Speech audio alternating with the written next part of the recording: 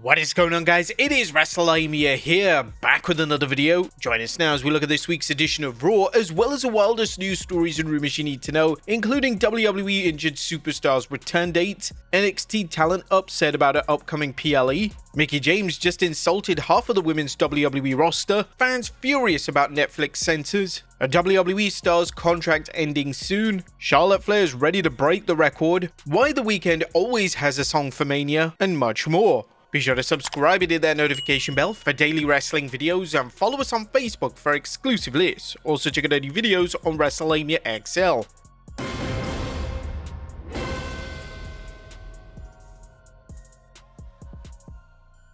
Now, as always, we won't recap the show, but just look at the good, the bad, and the downright ugly.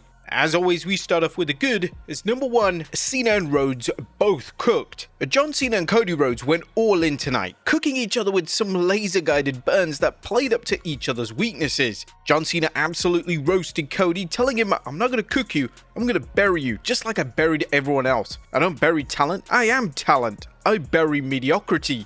Cena was relentless, calling Cody a glorified fan, mocking his neck tattoo, which I guess is low-hanging fruit, but even taking a shot at Cody milking money out of a billionaire's kid. But Cena wasn't finished there. He promised Cody the last real champion is taking that belt forever, and you'll be left as what you are, an errand boy that got lucky. And naturally, Cody wasn't going to leave without responding, and he gave it as good as he got, labeling Cena a corporate creation and blasting him by telling Cena has more dick on the mic than on the shore, proudly admitting he's never had fans shout "you can't wrestle" at him, and telling Cena he can't say he left WWE better than he found it. Rhodes pushed the envelope as much as Cena, referencing Vince McMahon with this burn, saying, "Can you say the same, or was it the one guy in the office who chose you who's not here anymore and we don't talk about?" WWE's increased the heat on WrestleMania 41's biggest match week by week, and this week's exchange was a natural progression, especially when things got physical. Cena decided to try a cheap shot, only to fall prey to a crossroads, and hopefully WWE continues building the heat on its hottest program of the year. The only problem is that this is Cena's last TV appearance before WrestleMania 41. What will Cody Rhodes do on the final show to WrestleMania?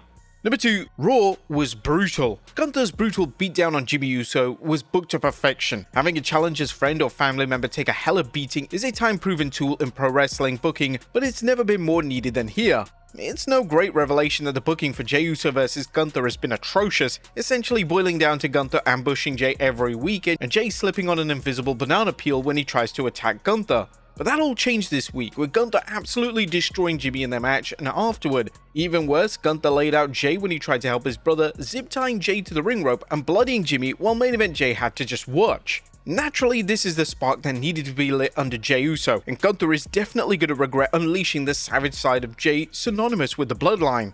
Number 3, a bloody mess. Now, we're not going to say blood is back because fans know WWE isn't afraid to use blood when it fits a storyline, but still, WWE's used blood sparingly, which makes it mean something when someone is busted open. Such was the case tonight when Gunther beat Jimmy Uso to a complete pulp. It wasn't a pretty sight, especially when Gunther wrote the blood on his body, showing the brutal barbarian that he's been lurking beneath the veneer of a supposedly civilized champion.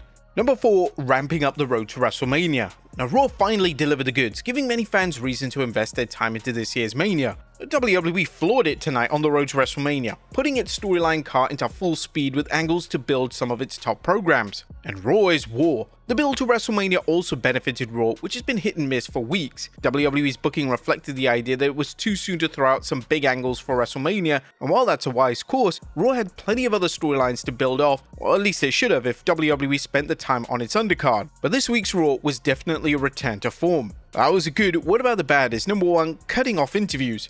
The TKO's budget cuts that led to the release of various WWE workers may be coming back to haunt it. You just have to wonder how WWE can bungle not 1 but 2 interview segments by cutting them off prematurely. First, WWE cut off the New Day, and then it was Maxine Dupree. Was this just a case of bad luck, or is WWE understaffed in its production truck tonight? Number 2, a mid-build. As good as AJ Styles versus Logan Paul will be in the ring, the build-up has been lukewarm. Part of the problem is what WWE fans see every week: undercard programs that don't get the same care as top-tier programs, resulting in segments that give fans no storyline to sink their teeth into.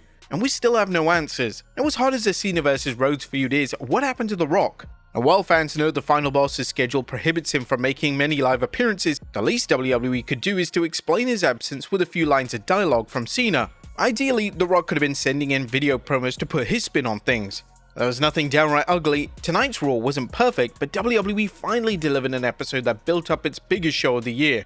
There are still 2 weeks to go of Raw before the show of shows, so hopefully WWE can keep it on full gear as we continue the road to WrestleMania. What do you guys think of this week's edition of the Red Brand? Let us know in the comments down below. Now let's move on to the news. Our first story looks at rumored injured WWE superstar returns.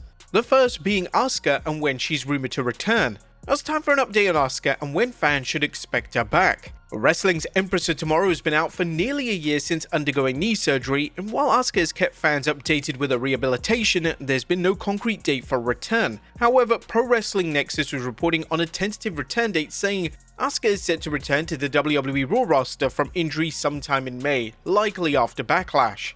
Now it's unclear whether Asuka is cleared to return, however even if she is cleared, it makes sense to wait until after WrestleMania so she isn't rushed into a meaningless program and or match that diminishes her return. Or judging by her record, another loss to a WrestleMania streak. But what about Tonga? When is he coming back?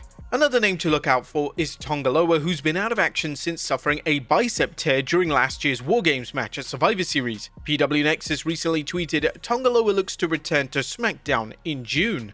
Last year's men's War Games match was a bad night for several competitors as Bronson Reed, Tonga and Jimmy Uso were all injured during the match. It'll be interesting to see what role Tonga has when he returns, as it's obvious Jacob Fatu is parting ways with Solo Sikoa and Tama Tonga.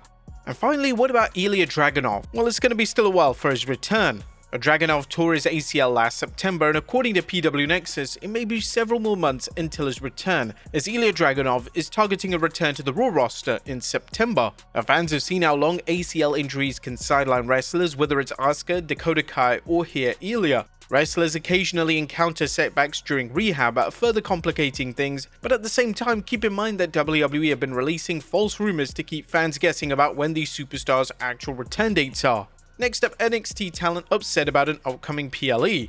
And why is some of the NXT talent said to be upset with WWE's Stand and Deliver PLE? Well, the event is scheduled for 19th April, day 1 of WrestleMania 41, and while some wrestlers might be upset to having to share their big show with WWE's show of shows, it's apparently the start time of the event that's made some stars unhappy. WrestleTalk noted the start times and how they've changed more than once. Stand and Deliver was initially listed for an 11:30 AM start time, which was then changed to 10:30 AM and now is currently set for 9:30 AM in the morning of WrestleMania Night 1. A Fightful Select reports that this early start time means wrestlers will have to arrive at the venue around 2 AM. Do you think 9:30 AM is too early for a wrestling show? Next up, a WWE star's contract ending soon. It was Karrion Kross on the way out of WWE. While it's too soon to speculate on Kross's WWE future, Fightful Select is reporting that his current WWE deal is set to expire sometime in 2025, possibly as early as this summer. And nothing has been confirmed, but it's cause for concern as the 39-year-old superstar continues to get himself over despite what can only be described as a weak push for the last year. Now, Kross gets plenty of backstage TV time as an instigator and recently had a program with the now defunct Final Testament faction against the Wild Six. Nonetheless, his singles career has been seen as a disappointment as he still hasn't won any championship gold on the main roster despite a loyal fan base and fans flocking to his social media accounts to see what he's up to. Indeed, the Fightful report notes that WWE is said to be ecstatic about his work on social media and getting himself over. If so, they haven't done anything to show their appreciation in terms of presenting him as an upper card or main event superstar. While Kross is one of the many talented wrestlers stuck on the sidelines due to a bloated roster, WWE needs to consider utilizing him better, or he may opt to go somewhere else where he's better appreciated. Would you like to see Karrion Kross stay in the WWE? Next up, Mickie James insults half of the women's roster. Now it's time to look at some recent comments from Mickie James on WWE's LFG show where she serves as a judge of aspiring wrestlers. But during one particular segment, James criticized two females for their new ring attire. I like your new gear. I lived during the Diva era and we've fought very hard not to have to wrestle in lingerie anymore. Because I am a female, I can speak on this. It's very frustrating when women go out there and wrestle and all I see is their ass. I can't look past that. It's all I see. It's very distracting. But James wasn't finished and added, you want to be taken seriously as a wrestler, but you're pretty much wrestling in jazzed up lingerie. And that's my opinion. And that's coming from someone who's had their ass on TV a lot. Now, as you might expect, the IWC weighed in, with some fans calling Mickie a hypocrite after years in what they called revealing outfits. A former TNA knockout Velvet Sky also weighed in saying, "I feel attacked." Nothing wrong with sex appeal in wrestling. Diva era or not, I personally find nothing wrong with her gear. Just my opinion, but what do I know? Let the pigeons loose, Xena. Now, as we'll see next, Mickie's apparently not the only female superstar upset with the women showing off their, assets. Is this Zoey Stark bringing back an Attitude Era gimmick? Was Right to Censor coming back? Well, fans are asking this after Stark tweeted a censored video of Rhea Ripley having fun with the fans at a live event in risque fashion, commenting, "Example number 1, what's wrong with the women in today's society?" Rhea Ripley had a reply saying, "Kiss my juicy ass, Zoey." Well, fans immediately began posting gifs of Right to Censor, the faction that comically tried to instill a sense of morality during the Attitude Era. Do you think WWE could revive the faction, and who would be a part of it? Next up, Charlotte Flair is ready to break the record. Now it looks like Charlotte Flair isn't letting family get in her career goals, as the Queen recently had this to say: "I plan on breaking my dad's record. That's something I want to do and will do, but if John is the first to break it, then I will break John's record." Do you think Charlotte Flair can set a new record? Do you even want her to break the record? Next up, Triple H drops a UK bombshell. UK fans, are you ready? As Triple H recently dropped a bombshell, as UK reporter Alex McCarthy recently tweeted when asked Triple H about the UK having a PLE in the next year or so, "Oh yeah, for sure." Also mentioned India, as the market will soon be able to view them on Netflix and a place he'd like to go. Now, the last UK pay-per-view was Clash at the Castle in Scotland, but which PLE should they bring over to the UK? Next up, Hulk Hogan caught lying again. Yeah, Hulk Hogan has been called out again for another tall tale. Now, we're not talking about Hogan's claims to have partied with John Belushi after 1986's WrestleMania 2, as Belushi died in 82, or Metallica approached him about playing bass guitar. In this case, we're referencing Hogan's claim that he was originally approached to endorse the grill that became famous as the George Foreman grill. Like many of Hogan's fibs, the Hulkster has different takes on what happened, with one of the most talked about being his fish story that he missed a phone call asking him to lend his name to sponsor the grill. And now on the YouTube show, Pablo Torres finds out, he claims to have the real deal on what happened behind the scenes. We went to the grill's inventor Michael Boehm, and his family issued a statement to us. They dispute the Hulkster's cataloguing of events. George Foreman was the only celebrity our dad approached about endorsing the grill. We don't know who started the story about Hulk Hogan being approached, but it is inaccurate. The agent Hulk Hogan cited was a guy named Sam. He repped Hulk Hogan and George Foreman. Pablo continued the results of his sleuthing, saying, "Unfortunately, Sam passed away last fall, but they shared a lawyer. The lawyer is a guy named Henry Holmes, and he told us the Hulk Hogan story is not in my recollection. In fact, it was 2 other celebrities sharing representation that their agent was asking about." Now, while Hogan wasn't considered, there were 2 other celebrities considered for endorsing the grill, Pamela Anderson and Chuck Norris. Although Hogan didn't get to endorse the grill, he later slapped his name onto another grill, but that grill was subject to a voluntary product recall after multiple reports of it igniting or flaring up. Next up, WWE superstars set to appear in Clash of Clans. It's good news for wrestling fans who enjoy playing the mobile game Clash of Clans, as News 18 is reporting WWE superstars Cody Rhodes, Rhea Ripley, The Undertaker, Bianca Belair and more to be featured in the popular mobile game throughout April 2025. The report notes that the launch begins on 1st April. Next up, a big question is, why is The Weeknd providing WrestleMania themes again? This marks the 6th time in a row that The Weeknd is providing the song for WrestleMania. But in case you're wondering why he's always selected, well, Fightful Select is reporting that the one person in particular is responsible for this, The Weeknd's manager, as The Weeknd's manager is a huge wrestling fan. The way things are going, this streak is going to be bigger than The Undertaker's. Next up, fans furious about Netflix censors. And Netflix is at it again, editing out profanity with some awfully piped-in replacement audio. If you watched Raw recently, you've noticed a lousy job being done to censor holy shit chants with "this is awesome" and other traditional chants. And now fans are taking to social media to voice their disgust, as a quick review of Reddit Squared Circle shows fans are blasting Netflix editors while also having some laughs at the situation. Still can't believe they were chanting "we want tables" for the 12 minutes during Hogan vs. Warrior. The yes chants when Virgil turned face on the $1 Million Man were fitting but also confusing. Stone Cold's breaking glass music when Marty Jannetty jumped through the barbershop window was a little weird.